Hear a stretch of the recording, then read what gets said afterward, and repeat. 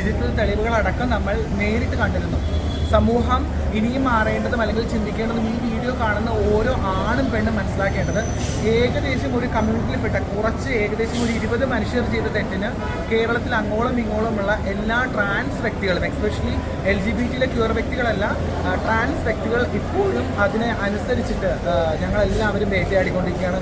സമൂഹ മാധ്യമങ്ങളിലൂടെ, മീഡിയകളിലൂടെ, അതുപോലെ തന്നെ പൊതുവിടങ്ങളിൽ, ഞങ്ങളുടെ ജോലി സ്ഥലങ്ങളിലൊക്കെ ഞങ്ങൾ ആ ഒരു കാര്യത്തെപ്പറ്റി ഇപ്പോൾ ഇവിടെ പോലും ഈ ഒരു കാര്യം ചർച്ച ചെയ്യാനും നിങ്ങളെല്ലാവരും ഞങ്ങളോട് ചോദിക്കുന്നതടക്കം കൊട്ടാരക്കരയിൽ എന്താണ്, കൊട്ടാരക്കരയിൽ മാത്രമല്ല കേരളത്തിൽ അങ്ങോളം ഇങ്ങോളം ഓരോ ട്രാൻസ് മനുഷ്യനെ പലതരത്തിൽ പീഡിപ്പിക്കപ്പെടുന്നു അല്ലെങ്കിൽ അപമാനിക്കപ്പെടുന്നു. അവർ ചെയ്തത് തെറ്റാണ് എന്ന് കരുതി കേരളത്തിലെ എല്ലാ ക്യൂർ വ്യക്തികളും അത്തരത്തിൽ ഒരിക്കലും ഞങ്ങൾ ആരും ബലിയാടാക്കുന്ന വസ്തുക്കളൊന്നുമല്ല. അപ്പം അതുകൊണ്ട് കൊട്ടാരക്കരയിൽ കാണിച്ച ആൾക്കാർ 20 പേര് റിമാൻഡിൽ അകപ്പെട്ടു. അവർ ചെയ്തത് തെറ്റാണെങ്കിൽ നമ്മുടെ നിയമത്തിന് മുമ്പിൽ വരും, അവർ ജയിൽ ശിക്ഷ അനുഭവിക്കേണ്ടി വരും. നമ്മുടെ ഇന്ത്യൻ ഭരണഘടന അനുശാസിക്കുന്ന രീതിയിലുള്ള എല്ലാവിധ ശിക്ഷയും നടപ്പിലാക്കട്ടെ.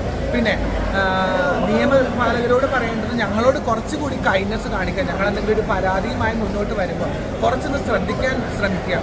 അല്ലെങ്കിൽ നീതി നിഷേധിക്കപ്പെടുമ്പോഴാണ് പല ട്രാൻസ് വ്യക്തികളും, അല്ലെങ്കിൽ എസ്പെഷ്യലി പറയുന്നത് എല്ലാ മനുഷ്യരെയും ട്രാൻസ്ജെൻഡേഴ്സ് ആയിട്ടുള്ള വ്യക്തികളെയാണ് എല്ലാവരും പബ്ലിക്കലി ഐഡന്റിഫിക്കേഷൻ ചെയ്യുന്നത്.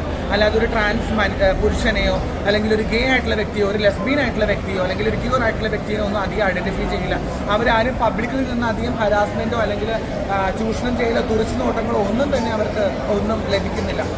കൂടുതലും ട്രാൻസ് വുമൻസ് ആയിട്ടുള്ള വ്യക്തികൾ തന്നെയാണ് എപ്പോഴും നമ്മുടെ സമൂഹത്തിൽ കൂടുതൽ ചൂഷണം ചെയ്യപ്പെടുന്നതും അല്ലെങ്കിൽ പബ്ലിക്കിനുള്ള തുറച്ചുനോട്ടങ്ങൾ കൂടുതലും അനുഭവിക്കേണ്ടി വരുന്നത്. അപ്പോൾ അത്തരത്തിലുള്ള സാഹചര്യത്തിൽ ട്രാൻസ് വുമൻസിൻ്റെ വിഷയങ്ങളാണ് പൊതുവിടങ്ങളിൽ സംസാരിച്ചുകൊണ്ടിരിക്കുന്നത്. നിങ്ങളെല്ലാവരും കാണുന്ന അങ്ങനെയൊക്കെ തന്നെയാണ്. അപ്പോൾ അതുകൊണ്ട് കൊട്ടാരക്കര വിഷയത്തിലും ഏറ്റവും കൂടുതൽ ചൂഷണം ചെയ്യപ്പെടുന്നത് കേരളത്തിലെ ട്രാൻസ് വുമൻസ് ആണ്, കേരളത്തിലെ ട്രാൻസ്ജെൻഡർ ആയിട്ടുള്ള ഒരുപാട് വുമൻസ് ആണ്. അപ്പോൾ അതുകൊണ്ട് ആ ഒരു വിഷയത്തിൽ തെറ്റ് ചെയ്ത ആൾക്കാർ ശിക്ഷിക്കപ്പെടട്ടെ.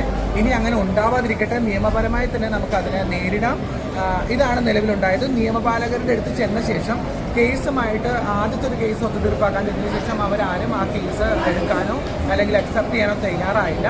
അതിൽ പരം ഉണ്ടായിട്ടുള്ള നിയമപാലകർ കാണിച്ചിട്ടുള്ള അപഖ്യാതിയും അതുപോലെ അവരോട് കാണിച്ച വിവേചനത്തിന് പുറത്താണ് കൊട്ടാരക്കരയിലെ ട്രാൻസ് സമൂഹം അവരോട് പ്രൊവോക്ക് ചെയ്ത്, അതുപോലെ പൊതുജനങ്ങളും അവരെ ഉപദ്രവിച്ചിരുന്നു എന്ന് പറഞ്ഞു. അവരുടെ പല സുഹൃത്തുക്കളുണ്ട്, അതിൽ എനിക്കറിയാവുന്ന കുറേ സുഹൃത്തുക്കളുണ്ട്.